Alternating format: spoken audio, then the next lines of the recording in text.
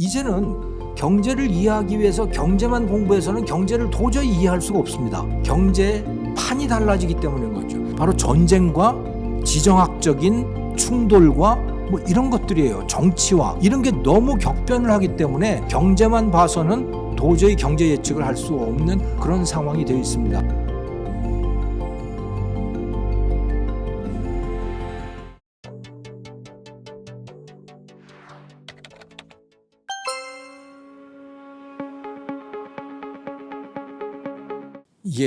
미중 갈등이 사실은 오바마 말기부터 시작이 됐었어요. 오바마 대통령 말기에 미국이 중국이 이상한 낌새를 차리고 이거 중국을 가만두면 안 되겠다. 중국에 힘을 실어주면 안 되겠구나라고 해서 그 TPP라고 하는 그러니까 태평양 연안 국가들의 자유무역 협정을 만들면서 거기에서 중국을 배제했었죠.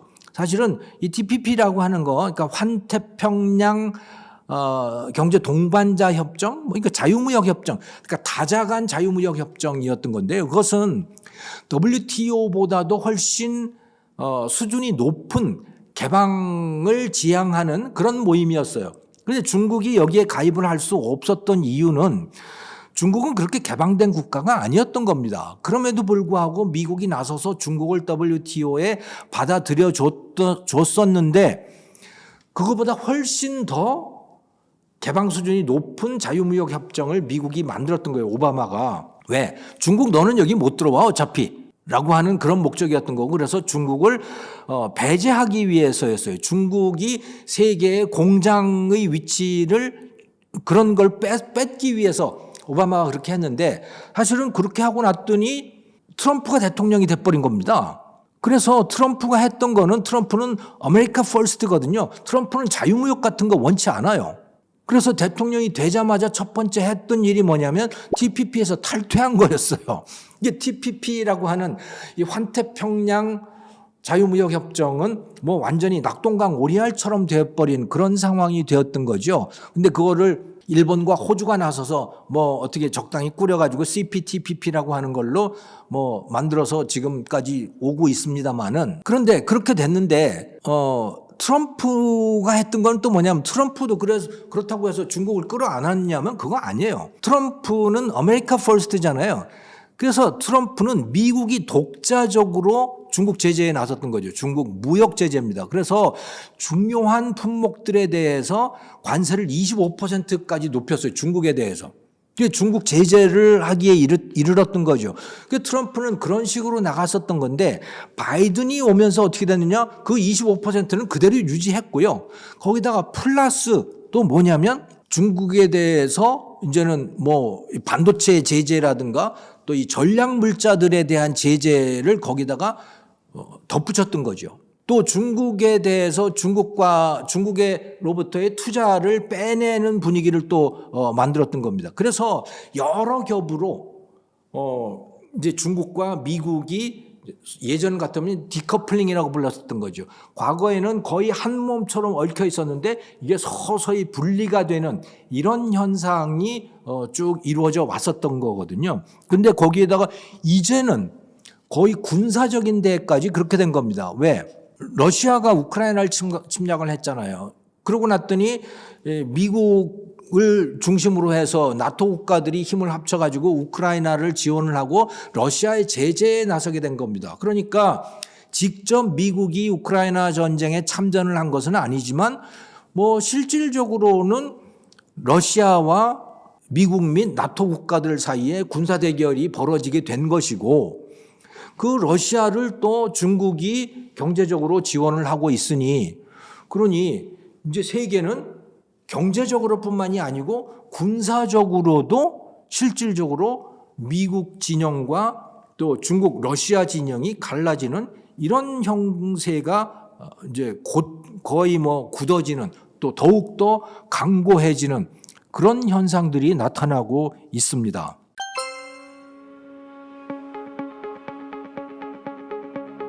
트럼프가 당선되면요, 뭐 세상이 완전히 저는 뒤집어질 거라고 봅니다. 완전히 다른 판으로 짜이게 될 거다라고 보는데 트럼프가 대통령이 되기를 진심으로 제일 바라고 있는 사람이 푸틴이고요. 푸틴, 시진핑, 이 트럼프가 대통령 되기를 진심으로 바라고 있을 거라고 저는 확신합니다. 왜? 트럼프는 무엇보다 독재자들을 좋아해요. 네, 자기도 그렇게 되고 싶어 하거든요. 또 트럼프가 추구할 것은 동시에 그것과 뭐냐면 미국 제일주의, 아메리카 퍼스트인 겁니다. 그리고 그 트럼프의 아메리카 퍼스트라고 하는 건 돈이에요. 단기적인 경제적 이익인 겁니다. 그래서 그러니까 트럼프를 지지하는 그 지지층은 바로 미드웨스트의 중서부의 공장에서 근무하는 백인 저학력자들이에요, 주로. 그들이 트럼프를 주로 지지를 하고 있는 겁니다. 물론 거기에 요즘에는 이제 히스패닉, 멕시칸 이쪽, 라틴 아메리카 쪽도 트럼프의 지지층으로 가세를 했습니다만은 아무튼 주로 공장에서 일하는 사람이라고 보시면 되는 거예요. 그런데 그 사람들이 제일 싫어하는 게 뭐겠어요? 그건 수입이죠. 중국으로부터 뭔가 수입하는 것도 베트남으로부터 한국으로부터 뭔가 수입하는 걸 정말 싫어하는 거예요. 트럼프의 지지층은. 그럼 어떻게 해야 돼요? 그 관세 매겨야 되는 거죠, 거기에다가. 만약에 말이죠. 그래서 이런 시나리오를 저는 생각을 해봅니다. 시진핑 주석이 트럼프에게 제안을 하는 거죠. 어떻게? 나 너희들에게 수출 줄일게. 그리고 미국 제품 수입 늘려줄게. 그리고 대만 문제 눈 감아줘. 라고 하면 저는 트럼프가 얼마든지 저는 그렇게 할 거라고 봅니다. 왜? 뭐 노동자들은 좋아할 테니까요. 미국 노동자들은. 러시아하고도 마찬가지고요. 그래서 지금 그러니까 지난 한 5, 6년 동안 구성되어 왔던 이 세계 질서 말이죠. 그러니까 미국, 나토, 한국, 일본, 호주 이쪽 진영과 또 러시아, 중국, 이란, 북한 이렇게 나누어져 있던 이런 그 국제적인 그러니까 이 패권 구도가 있잖아요. 이게 완전히 지금 판이 바뀔 수 있다. 트럼프가 되게 되면 어떻게 바뀌느냐?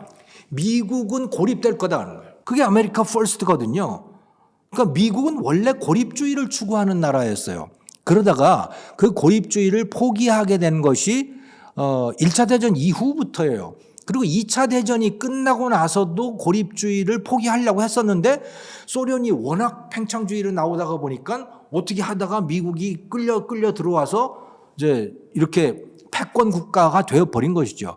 원래 미국의 건국 정신은 고립주의예요. 그냥 남들이 어떻게 됐든 간에 우리만 잘 살면 되는 거지. 우리만 우리 방식대로 살면 되는 거지. 라고 하는 거거든요. 트럼프는 그걸 추구하는 것이죠. 그런데 미국 외교가의 그 엘리트들은 뭘 추구하느냐? 패권주의를 추구하는 겁니다. 2차 대전 이후에 형성되어 왔던 강고하게 형성되어 왔던 그러니까 패권 국가로서의 미국 팍스 아메리카나 그걸 추구하는 게 워싱턴 외교가의 엘리트들인 거거든요. 그 엘리트들은 트럼프하고 입장이 완전히 달라요. 그 지난 트럼프 재임 기간 동안에 그러니까 외교 엘리트들하고 트럼프하고 계속 충돌이 있어 왔죠. 그리고 트럼프는 그들을 계속 딥스테이트라고 하는 말 아마 들어보셨을 겁니다. 굉장히 공격을 해댔거든요. 트럼프가. 저는 나쁜 놈들이라는 거죠. 말하자면. 그런데 사실은 그 딥스테이트 때문에 트럼프가 자기 마음대로 하지 못했어요. 자기가 원래 공약에 내세웠던 대로 하지 못했어요. 만약에 자기 공약대로 했으면 어쩌면 주한미군 철수했을 것이고 나토에서도 탈퇴했을 것이고 그랬을 가능성이 매우 높습니다. 그런데 그 딥스테이트한테 진 거죠. 말하자면 트럼프가. 그런데 지금 트럼프가 공약하고 있는 공약처럼 계속 말하고 있는 것 중에 하나가 뭐냐면요. 내가 다시 대통령이 되면 저 딥스테이트를 다 제거한다는 거예요. 공무원들 다 쫓아내겠다고 아예 내놓고 얘기를 하고 있습니다. 충분히 그렇게 할 가능성이 있어요. 지난번에 자기가 당했거든요. 그러니까 이제는 안 당한다. 그래서 기존의 그 자기와 생각이 다른 공무원들 다 내보내고 그리고 새로 판을 짤 가능성이 있고 그렇게 된다면 세계의 질서는 완전히 판이 달라질 것이다. 그렇게 되면 이 아시아, 중동 이쪽은요 다 중국게 될 가능성이 매우 높습니다. 중국, 러시아, 북한 이렇게 될 가능성이 매우 높고 그러면 저는 한국도 그렇게 될 가능성이 매우 높다고 봐요. 네. 일본은 저는 아닐 거다. 일본은 아마 어쩌면 지금 정체성을 지킬 수 있으리라고 뭐 생각하는데, 일본, 호주 같은데. 그런데 우리나라는 그렇게 하기 매우 어려울 것이다. 우리나라 국내 정치 질서도 그렇고 또 우리가 먹고 사는 방식에 있어서도 중국과 미국이 저렇게 우리 편을 들어주지 않는 상황에서 중국과 각을 세우면서 우리는 살 수 없다. 그래서 완전히 다른 판이 될 거다라고 봅니다. 트럼프가 된다면.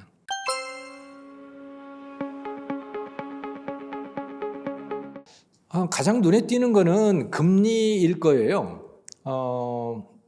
연준이 금리를 더 높이지 않을 것은 뭐 거의 분명한 것 같고, 오히려 뭐 4월이나 5월쯤 되면 금리를 조금이라도 내리게 되지 않을까. 그렇게 되면 다른 나라들도 우리나라를 포함해서 금리를 내릴 수밖에 없다. 또 설령 다른 나라들 중앙은행이 기준금리를 내리지 않는다고 하더라도 미국의 자금 유동성이 좋아지게 되면 그러면 금리를 다른 나라도 따라서 내리는 것과 비슷한 효과들을 가지게 되는 거고, 그것은 어느 정도 전반적으로 자산 가격의 상승 압력을 줄 수 있다. 그런데 뭐 그다지 큰 영향이 되지는 않을 것이다. 왜냐하면 금리를 파격적으로 내릴 가능성은 높지 않기 때문에 그렇다라고 저는 생각을 합니다. 그런데 또 다른 하나의 가능성은 일본입니다. 일본은 약간 이야기가 다른데 미국을 중심으로 한 이런 선진 자본주의 국가들은 금리를 내릴 가능성이 높은데 일본은 오히려 금리를 높여야만 하는 상황이에요. 왜냐하면 지금 일본의 그러니까 이 기준금리라고 할까요? 뭔가 일본의 아무튼 금리 정책은 국채금리나 이런 것들을 마이너스 수준에서 유지하도록 그렇게 해놓고 있거든요. 거의 그러니까 제로금리거나 또는 마이너스 금리예요. 자, 그러니 이러다가 보니까 엔화 가치가 굉장히 낮아진 상황입니다. 그래서 엔화 가치가 낮아지니 뭐 일본의 관광객도 넘쳐나고 또 일본의 수출도 좀 늘어나고, 그래서 일본의 경기가 활성화되고 또 일본의 물가 상승률이 3% 정도까지도 근접하고 하는, 지금까지 일본 정부가 추구해 왔던 그런 목표 상황에 상당히 근접해 있어요. 일본은 사실은 저물가 때문에 굉장히 고생을 해왔었거든요. 그러니까 물가가 높아지는 게 굉장히 중요한 나라인 거죠. 근데 뭐 상당히 물가가 높아져 있는 상황입니다. 자, 그런데 이게 지금 한계에 도달해 있습니다. 뭐냐? 엔화 가치가 떨어지잖아요. 엔화 가치가 떨어지면 무슨 일이 벌어집니까? 소득도 떨어지게 되는 거예요. 자, 달러로 환산된 그러니까 달러로 환산된 일본인들의 국민소득이 어떻습니까? 한국하고 거의 같아졌어요, 지금. 일본은 그렇게 잘 사는 나라가 아니에요. 한국하고 거의 같은 수준의 나라가 된 겁니다. 소비 수준으로 놓고 따져봤을 때 한국보다 일본이 잘 사나? 글쎄요. 일본 여행 가보시면 알겠지만 그렇게 잘 사는 나라라고 볼 수가 없는 거죠. 그렇게 된 배경에는 이 저금리 정책, 마이너스 금리가 상당히 지금 작용을 하고 있는 거거든요. 그러니까 이걸 계속해서 가져갈 수는 없는 거예요. 그러니까 일본은행은 금리를 높일 수밖에 없는 상황이다. 그 언제 높이느냐, 그 결정만 남아 있는 것이죠. 그 금리를 1%로 올리게 될지 아니면 2%로 올리게 될지 그건 잘 알 수가 없지만 그럴 수밖에 없는 상황에 와 있다. 만약에 금리를 올리지 않는다면 그들의 국민소득은 더 떨어질 가능성도 있다는 거예요. 그렇게 놔둘 수는 없는 거 아닙니까? 자, 그래서 일본이 기준금리를 올리게 된다면 미국은 기준금리를 낮추는데 일본은 기준금리를 올리게 되는 거죠. 그러면 엔화 가치는 어떻게 돼요? 올라가게 되는 거죠. 엔화 가치가 올라가게 되고 엔화에 대한 투자가 상당히 매력을 가진 현재 상태에서 말하는 겁니다. 앞으로는 그렇게 될 가능성이 높기 때문에. 네, 그런 것이다라고 저는 보여집니다. 뭐 여러 가지 종류의 자산들이 굉장히 많이 있지만 주로 화폐를 가지고 판단을 해보면 이런 생각을 해볼 수가 있겠습니다.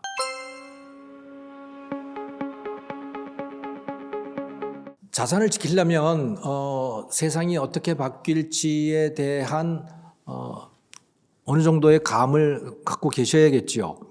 자, 근데 이건 이미 뭐 여러 경로를 통해서 말씀을 드렸습니다만은 가장 눈여겨봐야 될 부분은 미국 연준의 기준금리가 어떻게 될 건가, 또 일본 은행의 기준금리 정책이 어떻게 될 건가라고 하는 게 굉장히 중요할 것이고, 또 큰 흐름은 중국과 미국이 어떻게 될 건가라고 하는 거죠. 트럼프가 된다면 어떻게 되고 바이든이 된다면 어떻게 될 것인가라고 하는 것인데, 미국의 금리는 낮아질 가능성이 높아요. 그러니까 달러의 가치는 뭐 크게 기대할 것이 없다. 또 일본의 기준금리는 높아질 가능성이 크기 때문에 엔화는 높아질 가능성이 있다. 이렇게 저는 내다봅니다만은, 그럼에도 불구하고 위험자산으로서 만약에 위험한 사태가 난다면 그때 내 재산을 지키기 위한 가치로서의 그 안전자산은 뭐냐? 그것은 여전히 달러일 수밖에 없다. 저는 그렇게 내다보고요. 그 다음에 이 나라의 관점에서 본다면 바이든이 만약에 된다면 말이죠. 바이든이 다음 대통령이 된다면 미국과 중국의 이 디커플링 정도, 그러니까 서로 갈라서는 정도는 더욱더 심해질 것이기 때문에 우리가 속할 수밖에 없는, 대한민국이 속할 수밖에 없는 경제는 미국, 유럽, 또 호주, 뭐 이런 베트남 이쪽 경제라고 볼 수밖에 없어요. 인도라든가 뭐 이런 데들. 그러니까 바이든의 집권을 전제로 한다면, 그러면 중국의 비중, 중국과 관련된 것들에 대한 투자 비중을 줄이고 미국이라든가 또 호주라든가 베트남이라든가 일본이라든가 이쪽에 대한 투자 비중을 늘리는 게 좋겠다라고 저는 제안을 드리고 싶고요. 만약에 트럼프가 대통령이 된다라는 것을 전제로 한다면, 그러면 사실은 아무것도 내다볼 수가 없습니다. 정말 어떻게 될지 전혀 알 수가 없는 상황이고, 네. 그때도 그렇게 되면 저는 달러 가치는 여전히 있을 거라고 보는데, 그때 우리가 과연 달러를 우리의 자산으로 유지할 수 있을지 그건 잘 모르겠어요. 왜냐하면 대한민국이라는 나라의 운명을 전혀 알 수가 없기 때문에 그때는 정말 뭐가 될지 알 수가 없는데, 바이든의 승리를 전제한다면 가장 좋은 안전자산은 여전히 달러가 될 것이다 라고 봅니다.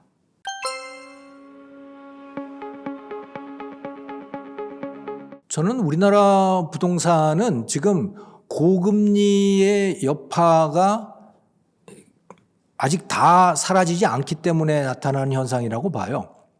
무슨 말씀이냐면, 코로나 때 2022년 3월부터 무슨 일이 있었냐면 전 세계적으로 돈이 마구 풀렸습니다. 금리는 거의 제로금리 수준이 됐던 거고 돈은 거의 무한정 풀렸던 거죠. 그래서 심지어 부도가 나는 기업들의 회사채까지도 중앙은행들이 다 사주는 그런 상황까지 됐던 거예요. 그러니까 돈이 마구 풀렸어요. 그러다 보니까 모든 자산들의 값이 다 뛰었습니다. 암호화폐가 제일 많이 뛰었던 거고, 주식, 부동산, 뭐 모든 것의 값이 다 뛰었다고 보시면 되는 거죠. 자, 그런데 이러다 보니까 물가가 올랐잖아요. 그 물가를 잡기 위해서 2022년 5월부터 연준이 기준금리를 올리기 시작했고 0% 수준에서 5.5%까지 올렸잖아요. 자, 그러면 자산 가격이 어떻게 돼요? 당연히 떨어지죠. 제일 먼저 떨어진 자산 가격이 뭐냐? 제일 먼저 올랐던 자산이 제일 먼저 떨어졌어요. 제일 많이 오른 자산이 제일 많이 떨어졌어요. 그리고 그게 암호화폐죠. 그러니까 이런 금융자산들은 값이 굉장히 빨리 변합니다. 시장 상황 또는 이 자금 시장 상황을 바로바로 반영을 해요. 그런데 그렇게 바로 반영할 수 있는 이유는 거래가 빠르기 때문에 그렇죠. 순간적으로 거래가 일어나기 때문에 그렇습니다. 그런데 부동산은 그렇게 순간적으로 거래가 일어나지는 않잖아요. 부동산을 사고 파는 일은 굉장히 비용이 많이 들고 또 어렵기도 하고 그렇지 않습니까? 그러니까 부동산이라고 하는 자산의 가격이 반영되는 속도는 그거는 굉장히 느려요. 암호화폐나 주식이나 이런 거에 비해서. 그러다 보니까 서서히 올라가고 떨어지는 것도 서서히 떨어지는 거죠. 그게 지금까지도 떨어지고 있는 겁니다. 그래서 그 현상이 지금 아직까지도 나타나고 있다. 그런데 뭐 조만간은 멈추게 될 거다 이렇게 봐요. 그 고금리 때문에 나타나는 이 현상은. 그리고 머지않아 또 금리가 낮아지게 될 테니 부동산 가격이 낮아지는 현상, 그것 때문에 나타나고 있는 이 프로젝트 파이낸싱의 부도 문제라든가 이런 것도 머지않아 해결되지 않을까 그렇게 생각을 해 봅니다만은 좀 길게 내다보면 일본처럼 되어갈 가능성이 저는 높다고 봐요. 일본처럼. 이게 뭐냐? 인구가 줄어들 테니 젊은 사람들이 특히 줄어들 테니 인구의 많은 비중을 차지하는 그 사람들은 누굽니까? 저 같은 이제 노인네들이잖아요. 노인네들이면 이제 죽을 테고 또 노인네들이 좋은 집에 살 이유도 별로 없는 거죠. 애들도 없는 거고. 그러니까 노인들이 사는 집이라고 하는 건 쪼그라들 수밖에 없는 거고 그러면서 계속해서 인구가 줄고 수요가 줄고 그래서 주택에 대한 수요, 부동산에 대한 수요도 저는 줄어들 거다 이렇게 보는데 다만 도심의 좋은 집들에 대한 수요 이것은 계속 늘어날 거다 저는 그렇게 봐요. 그러니까 한편으로는 노인들 때문에 빈집이 늘어나고 또 집에 대한 수요가 축소되고 그러겠지만 여전히 젊은 사람들은 좋은 집들을 원할 거라는 거예요. 소득은 계속해서 늘어날 것이고. 네. 그래서 이건 지금 일본도 마찬가지입니다만은 도쿄 근교만 하더라도 빈집들이 엄청 많잖아요. 네. 뭐 빈집이 1000만 채가 넘어간다고 할 정도로 그렇게 빈집들이 많은데 그러면서 또 한편으로는 도쿄 중심가의 그 맨션이라고 하는 그 사람들이 맨션이라고 부르는 거 있잖아요. 고층 호화 주택들, 호화 아파트들 이런 거 값은 계속 올라가거든요. 저는 우리나라도 그렇게 될 거라고 봐요. 거기다가 우리나라는 또 하나 더 추가될 부분이 뭐냐면 똘똘한 한 채 현상입니다. 일본만 하더라도 똘똘한 한 채 현상은 없어요. 똘똘한 한 채가 뭡니까? 부동산 투자를 해야 되는데 그거를 자산으로 투자를 해야 되는데 뭐 작은 집 여러 채는 그러니까 일본은 작은 집 여러 채를 충분히 가질 수 있어요. 왜? 다주택에 대한 규제가 없기 때문에 그런 거죠.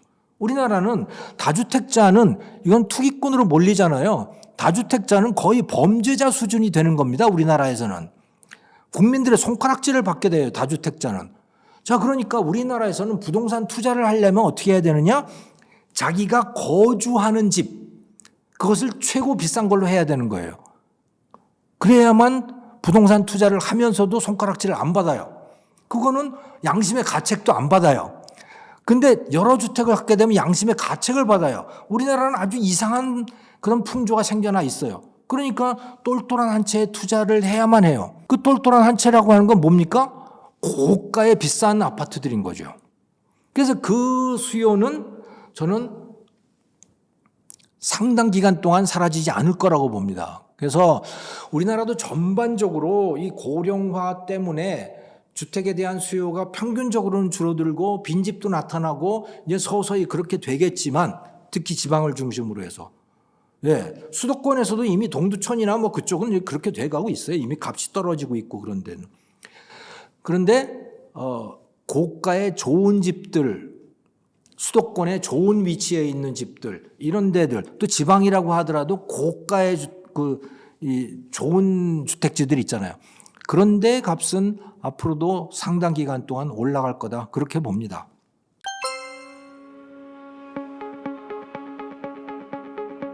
저는 사실은 투자를 어떻게 할 거냐고 물어보면 정말 제가 답을 하기가 어려운데, 왜냐하면 사람마다 뭐 취향이 굉장히 다르잖아요. 만약에 제가 말하는 대로 투자를 해서 부자가 된다면 제가 이미 뭐 다 부자가 돼 있겠죠.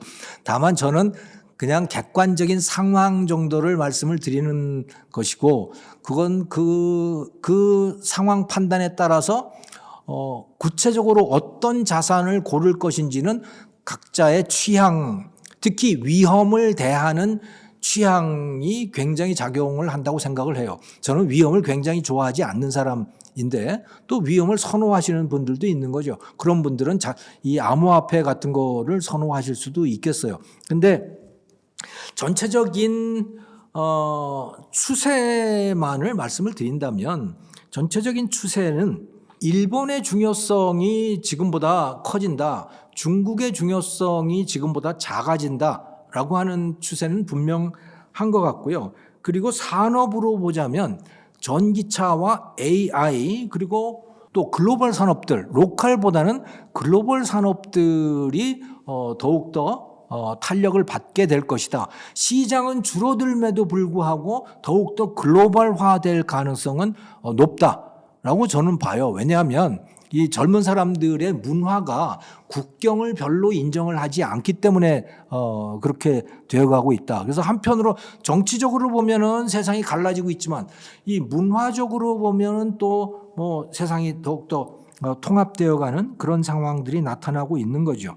그래서 이런 관점에서 봤을 때에 주식이라면 이런 전기차라든가 AI라든가 또는 글로벌 무역이라든가 이런 쪽이고, 또 AI와 관련된 그런 주식들, 또 미국, 일본과 관련된 주식들, 저는 이런 것들이 좋겠다라는 생각이 듭니다.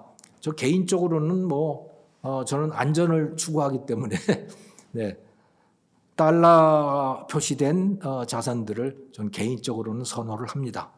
이제 투자의 환경, 경제 공부의 환경이 굉장히 달라졌어요. 예전에는 경제는 경제 공부만 하면 됐습니다. 제가 그랬거든요. 제가 지난 한 30년 동안 공부한 거는 경제학자는 경제만 공부하면 되는 거였어요. 그런데 이제는 경제를 이해하기 위해서 경제만 공부해서는 경제를 도저히 이해할 수가 없습니다. 왜? 경제 판이 달라지기 때문인 거죠. 시장의 기본적인 판이 달라지기 때문입니다. 기본 판이 뒤집어 엎어지기 때문인 거죠. 그걸 뒤집어 엎는 것은 뭐냐? 바로 전쟁과 지정학적인 충돌과 뭐 이런 것들이에요. 정치와 이런 게 너무 격변을 하기 때문에 경제만 봐서는 도저히 경제 예측을 할 수 없는 그런 상황이 되어 있습니다. 그래서 여러분들께서도 투자를 하실 때는 이제 정치 또 전쟁 이런 것들을 같이 여러분들 머릿속에 넣으시고 종합적인 판단을 하셔야 될 것 같다. 그러기 위해서 더 공부하실 게 많아졌다. 그런 말씀을 드리고 싶습니다.